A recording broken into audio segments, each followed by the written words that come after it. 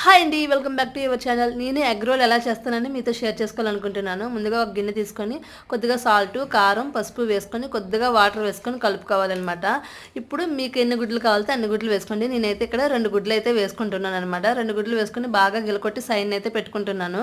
ముందే చపాతీ పిండి అనేది కలిపి ఉంచేసాను. ఇప్పుడు ఫ్లోర్ మీద పొడి పిండి వేసుకొని చపాతీలా ఒత్తుకున్నాను అనమాట.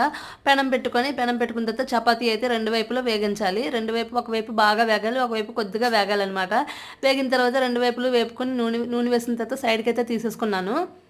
ఇప్పుడైతే కొద్దిగా ఎగ్ ఉంది కదా, అది వేసేసి ఇంకా చపాతీ అయితే దాని మీద పెట్టేసి కొద్దిగా ఆయిల్ అయితే వేసేసి వేగిన తర్వాత అయితే ఇంకా సైడ్కి రెండో వైపు కూడా తిప్పేసి సైడ్కి అయితే తీసేసుకోవడమని.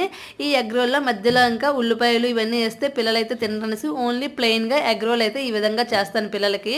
ఇంకా స్కూల్కి అయితే ఇదే లంచ్ బాక్స్ అయితే పెట్టేశాను అనమాట. పాలు కూడా మరగబెట్టి ఇచ్చేసాను. ఈ చిన్న షార్ట్ వీడియో నచ్చితే like, share, subscribe. Thank you for watching.